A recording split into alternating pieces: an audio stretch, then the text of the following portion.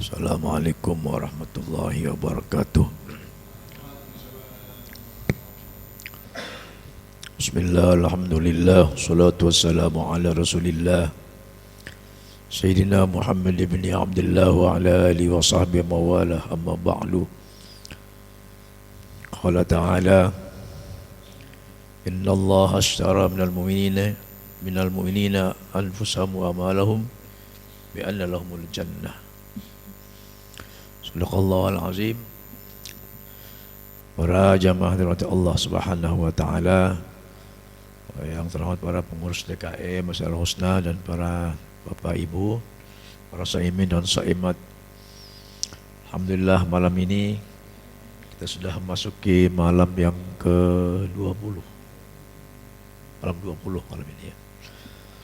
Alhamdulillah, nikmat Allah yang tidak pernah kita bayangkan Allah masih berikan pada kita sampai saat ini, dan kita sudah melaksanakan puasa 19 hari lamanya.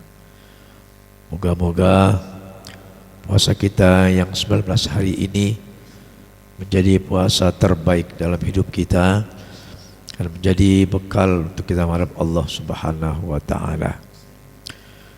Salawat dan salam kita sampaikan kepada baginda Nabi Muhammad sallallahu alaihi wasallam, yang dengan jasanya kita masih bisa mengikuti langkah-langkah beliau untuk jadi umat yang terbaik, ummatan wasata, yang kata Nabi, walladzina ma'ahu ashidda 'alal kuffar ruhama bainahum tarahum ruk'an sujada yabtaghuna fadlan minallahi wa ridwana. Orang-orang mengikuti Nabi Muhammad adalah orang-orang yang tegas dalam kekafiran, sayang dengan sesama orang yang beriman, dengan sesama muslim, senantiasa sujud, ruku dan sujud di malam hari menghadap Allah Subhanahu wa taala, hanya mencari ridho Allah Subhanahu wa taala. Yang ketiga, hampir memasuki 10 terakhir dari Ramadan ini, ada kegiatan-kegiatan yang kita harus kerjakan yang memang ini bukan wajib, sunnah, tapi sunnah ini begitu penting dikerjakan oleh baginda Rasul Muhammad sallallahu alaihi wasallam. Satu hadis Nabi mengatakan, ini hadis qudsi, tidak ada satu amal yang aku paling senang, kata Allah, yang dikerjakan oleh hambaku untuk mendekatkan diri kepadaku, kecuali dengan amalan-amalan sunnah. Dalam hadisnya, ma taqarraba ilayya abdi bi syai'in ahabbu ilayya bin nawafil. Tidak ada kerjaan yang lebih baik, yang paling aku senang dan aku cinta dari hambaku yang berusaha mendekatkan diri kepadaku, kecuali dengan amalan-amalan yang sunnah. Imam Ghazali dalam kitab Bidayatul Mujtahid, Bidayatul Hidayah, beliau menuliskan, tidaklah disebut seorang hamba yang baik hamba yang mengerjakan kewajiban-kewajiban saja, tapi hamba yang baik adalah hamba-hamba yang bisa mengerjakan sunnah di baginda Nabi Muhammad SAW. Kenapa itu? Hadirin, saya, ini pengalaman pribadi namanya, ada seorang direktur nanya saya dengan bahasa kurang enak, tapi kurang enak bahasanya. Dia bilang, Ustadz, Nabi Muhammad itu sebenarnya pemaksa umat ya, gitu. Dia paksa umatnya untuk mengikuti sunnah-sunnah, kerjaan sunnah. Untuk apa sih sunnah itu? Kan cukup dengan yang wajib-wajib saja, cukup. Kita sholat sudah, puasa sudah, zakat sudah, haji sudah, apalagi katanya. Sunnah itu sebenarnya kan tambahan aja. Ya sudah, nggak apa-apa. Saya ngomong bercanda. Bapak direktur, Bapak datang ke kantor pakai baju rapi, pakai dasi, pakai jas, pakai sepatu mahal, pakai jam mahal. Para karyawan juga datang dengan pakaian nggak sama dengan Bapak. Karyawannya juga datang, OB juga datang, pakaiannya nggak sama dengan Bapak. Tapi sama dengan pakaian, semua sama pakaiannya, berpakaian. Tapi kenapa nggak sama? Beda pakaian OB dengan karyawan, beda pakaian dengan direktur. Apa ini artinya? Kalau kita ingin naik pangkat, ingin naik derajat di hadapan Allah Subhanahu wa taala, pakai yang terbaik. Kalau kita hanya seorang orang hamba-hamba Allah sekelas OB, cukup pakai kaos juga cukup. Tapi kalau kelas yang lain-lain, lekat lagi kelas imam, sudah lain kelasnya. Bedakan diri kita dalam Allah. Karena Allah sudah bilang, Innallaha ashtara minal mu'minina amwal anfusahum wa amwalahum annahum jannah. Allah beli dari semua orang mukmin, jiwanya dan hartanya Allah beli dengan tukar dengan sorga. Hadirin, kalau kita hitung amal kita ini terusan dari kemarin sebenarnya. Kalau dengan amal kita hari ini, rasanya kita nggak pantas untuk surganya Allah. Seberapa hebat amal kita untuk dengan surganya Allah? Seberapa khusyuk dalam salat kita? Seberapa besar yang kita keluarkan untuk jalan Allah? Nggak sebanding dengan surganya Allah Subhanahu Wa Taala. Tapi Allah beli. Nah, ada bahasa marketing. Allah pembeli, kita penjual. Biasanya penjual akan menawarkan yang terbaik. Itu penjual.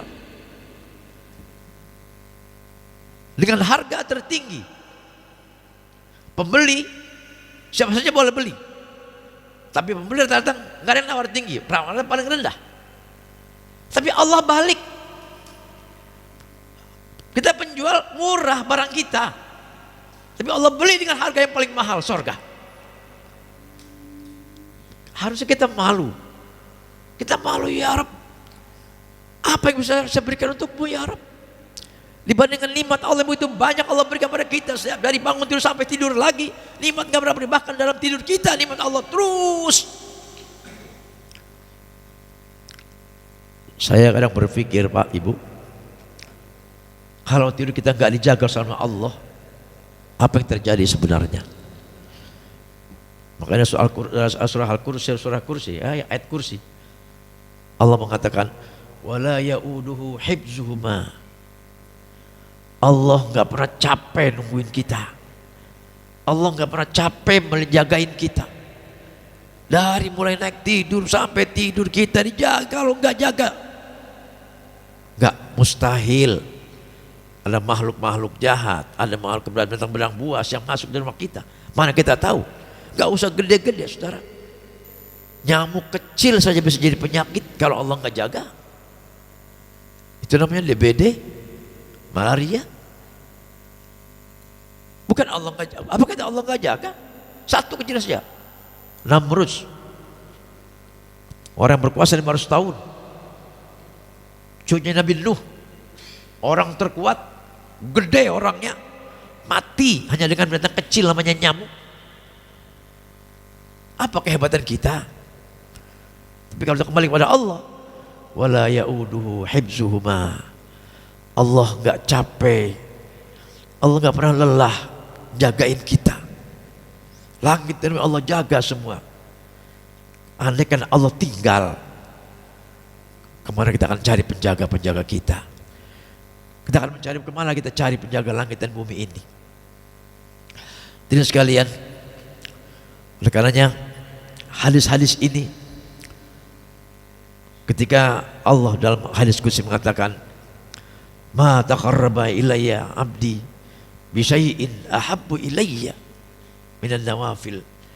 Enggak ada lagi amal yang lebih baik bagi saya ketika Allah mendekatkan diri kepada saya daripada mengerjakan kerjaan sunat. Kalau orang mengerjakan yang wajib, saudara, sekali lagi tadi, kalau mengerjakan wajib cukup sholat, puasa, sudah selesai. Saya guru di sekolah, Pak. Anak sekolah saya sekarang nggak boleh kurang dari 75 nilainya. 75 itu artinya anak yang paling level, paling bawah, yang seharusnya nggak naik anak itu. Tapi karena nggak boleh nggak naik, kita naikin dengan nilai 75. Cukup tuh, nilainya C. Kalau kita mau naikin dia, maka kita harus kasih nilai lebih dari 875. 85 sampai 91 itu baru dapat nilai B, belum A itu. Artinya apa ini? Iya, kita beragama, sholat, puasa, zakat sudah cukup, iya cukup. Tapi kita ada pada level paling bawah. Level paling bawah, kalau kita akan mau naik ke atas, kapan menjadi orang yang la'allakum tattaqun? Sementara level itu banyak. Dulu saya ingat ada pidato penceramah kita Kiai Zain MZ. Beliau membagi orang. Tingkatan orang yang pertama adalah mukmin. Yang kedua naik muslim. Yang ketiga naik muslih. Yang keempat baru naik muttaqin. Panjang perjalanan kita. Jadi orang muslim lu seperti apa dulu? Dari beriman, iya, beriman sekedar beriman, percaya pada Allah, iya. Tapi kita hari ini kan kita boleh jadi kita hari ini Pak bertanya, ada orang bertuhan tapi tidak berislam, beriman tidak berislam, ada yang Islam tapi tidak beriman, percaya pada Allah, percaya, tapi kelakuannya tidak jauh dari agama, jauh api dari panggang. Jauh kita lakukan dari ketentuan, kelakuan dengan ketentuan. Jauh. Quran bilang A, kita bilang B. Beriman kita, tapi tidak berislam. Ada orang Islam tapi tidak beriman. Agamanya Islam, tapi nggak yakin Allah itu ada. Ketika orang akan menaikkan derajatnya menjadi orang yang naik ke atas lebih dari itu lagi, maka dia harus naik satu lagi, namanya orang-orang yang muhsin. Dari mukmin naik ke muslim, naik ke muhsin, jadi orang yang ihsan, orang yang sadar diri. Siapa itu orang ihsan? Anta'budallah ka'annaka tarahu illam takun tarahu fa innahu yaraka. Kau beribadah, kau menyembah, kau berbuat apa saja, seakan-akan kau melihat Allah ada di depanmu. Kau yakin Allah tidak melihat, kau tidak melihat Allah, tapi yakinkan bahwa Allah selalu melihatmu. Naik satu tingkat kita, ada kontrol dalam diri kita. Naik lagi ke atas jadi orang yang muslih. Apa itu yang muslih? Orang muslih adalah orang yang antu haqqallah wa haqqal ibad.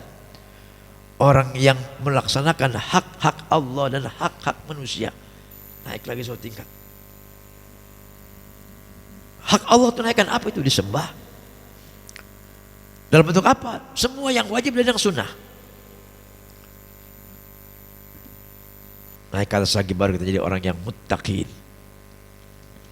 Nah, bicara hari ini adalah bicara amal-amal sunnah. Seperti Syekh Ghazali mengatakan, tidak ada hamba Allah yang baik karena melaksanakan kewajiban, tapi hamba Allah yang baik adalah hamba Allah yang sudah mampu melaksanakan yang sunnah. Kenapa?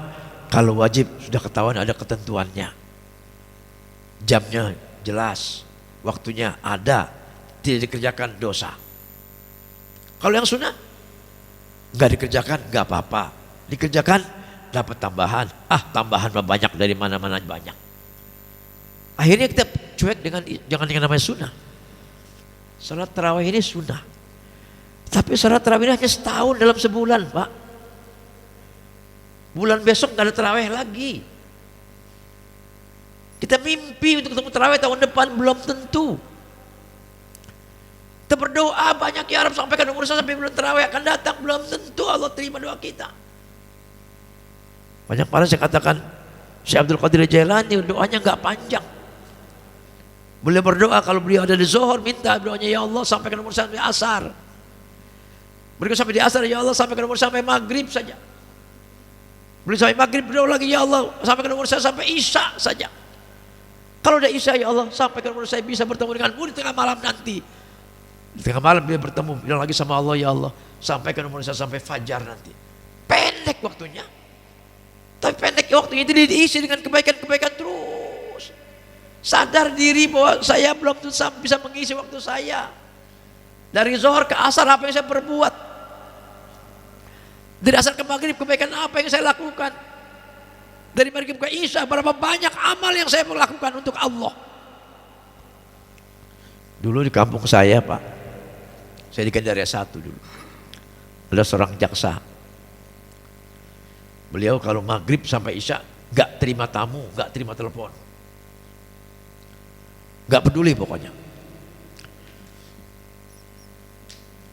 Istrinya nanya, Abah, itu ada tamu, nunggu dari tadi, tungguin sebentar aja. Dia bilang, waktu saya ini untuk manusia sudah sepenuhnya. Saya belum bertemu sama Allah. Saya mau ketemu sama Allah 1 jam aja maghrib sampai isya.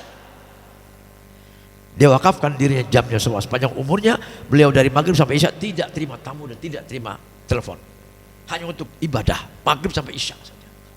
Kita maghrib isya ngapain? Isya sampai subuh ngapain? Terlalu banyak waktu yang sia-sia kita buang. Tapi beliau hanya 1 jam. Makanya guru kita Malam Syafi'i Hazami, beliau selalu mengajar waktunya maghrib isya penuh, nggak pernah kosong. Dan saya dapat wasiat dari beliau, Haris, gunakan waktu maghrib sampai isya, jangan kemana-mana. Maghrib sampai isya saja. Gunakan untuk apa yang kau bisa kerjakan, Quran kayak, zikir kayak, apa kayak. Makanya di kalangan dulu saya ngaji itu pada kita biasa kalau maghrib sampai isya kita mengerjakan salat awabin namanya 20 rakaat. Di pondok pesantren ini ya, gitu kita ada salat awabin 20 rakaat kita kerjain. Malam Jumat kita kerjakan awabin juga. Tapi setelah awabin kita kerjakan namanya salat hadiah. Begitu seterusnya. Apakah itu bid'ah? Enggak ada yang bid'ah, orang bid'ah kok. Orang yang sunnah. Terus sembahyang apa? Sembahyang hajat. Sembahyang hajat 20 rakaat. Namanya kalau sembahyang maghrib sampai isya namanya salat awabin sebutannya. Salatnya salat hajat. Salat apa saja kita kerjakan 20 rakaat. Yuk kita coba. Kalau para fuqaha mengatakan 6 rakaat. Maghrib sampai isya 6 rakaat. Sisanya untuk yang lain. Hadirin sekalian, di bulan Ramadan ini ada yang penting yang kata Nabi dalam hadisnya, taharraw bilatil qadr, carilah, kejarlah malam Lailatul Qadar fil ashr awakhir min Ramadan, pada 10 akhir bulan Ramadan. Apa sih kita kerjakan? Tidur di masjid, begadang di masjid, atau di mana ini? Jadi sekalian, kalau di masjid namanya itikaf. Itikaf itu dalam ahli sunnah wal jamaah ada rukunnya. Pertama datang dengan wudhu, masuk ke niat itikaf. Apa yang dikerjakan? Zikir, baca Quran sebagai segala-galanya. Tidur batal. Keluar sudah keluar itikaf, dari mulai lagi kita nilainya. Tapi satu saat duduk sebentar saja, duduk niat itikaf sudah itikaf namanya. Jadi itikaf bukan harus berjam-jam.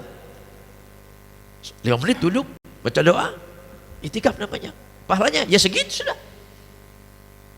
Terus pahala yang alfi syahrin itu seperti apa? Para 1000 bulan itu seperti apa sunnahnya? Apa yang kita kerjakan di malam-malam Lailatul Qadar itu semuanya bernilai 1000 bulan. Kita baca Quran kah? Bukankah hadis mengatakan tidaklah kau baca Quran alif lam mim 1 huruf, tapi alif lam mim adalah 3 huruf. Alif harfun, lam harfun, mim harfun. Allah balas dengan 3.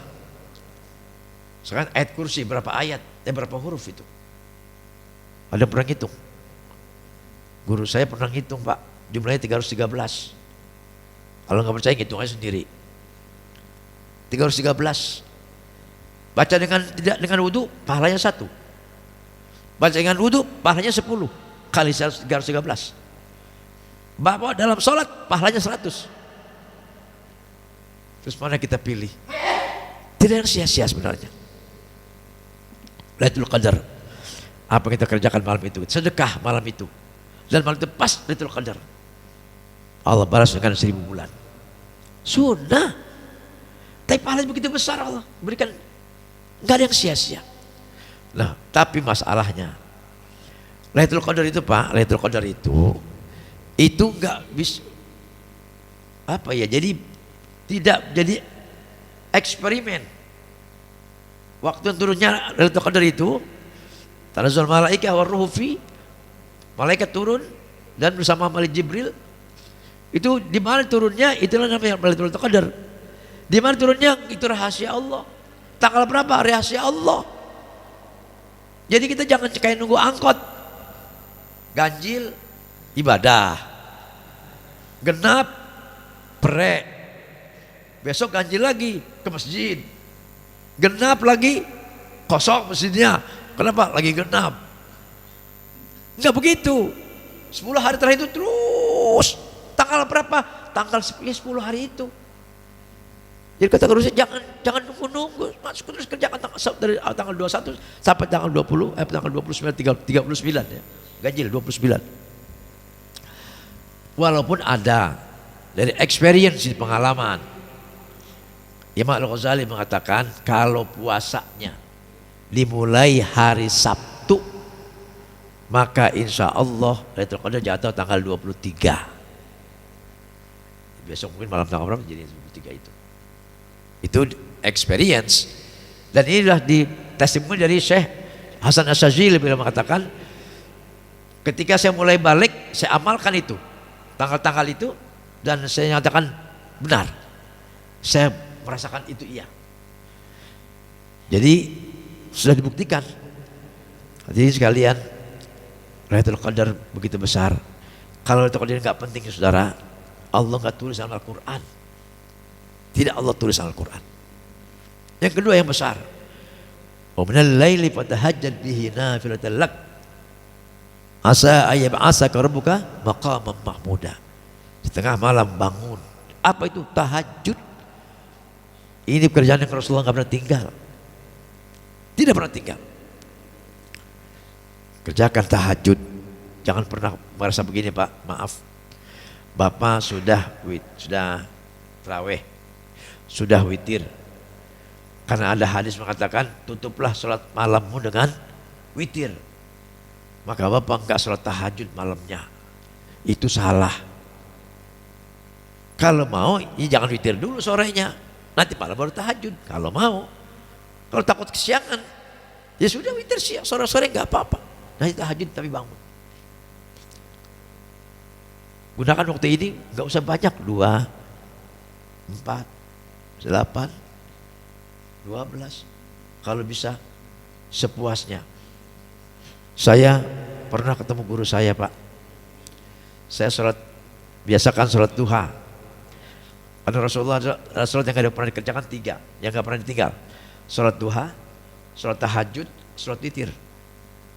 Duha, saya ketemu guru saya Haris, sholat duha, sholat Ustaz berapa rakaat? 2 Ustaz. Masa 2? 4 dong. Oh iya dah, tahun depan saya ketemu lagi Haris, masih 2, udah 4 Ustaz. Masa 4, 8 dong gitu. Waduh, nambah lagi nih. Karena guru yang nyuruh, saya sholat 8. Saya takut sebenarnya ketemu dia lagi. Jangan-jangan suruh ketemu lagi suruh 12 nih. Bener. Saya ketemu lagi sama beliau. Kiai saya guru Kiai Sulkan Mahmud itu guru saya. Haris masih sholat duha 8. Iya Kiai. Masa 8 kata jadi ustad. 12 dong. Waduh, bener aja tuh. Habis 12 Pak, saya nggak mau ketemu dia lagi. Saya akan turun nambah. Asal udah habis pol 12 itu. Nah, Haris sekalian, begitulah kita sebenarnya apa yang diinginkan dari beliau harus ada peningkatan. Saya selalu mengajak kita punya usia yang sudah terlalu banyak Allah kasih. Gunakan untuk bersyukur kita pada Allah dengan nambah dengan amal-amalan sunnah. Untuk apa sih? Kata Imam Al-Ghazali, linaili mahabbatillah. Untuk menambah kecintaan Allah kepada kita. Kalau Allah sudah cinta, apa yang tidak Allah berikan pada kita?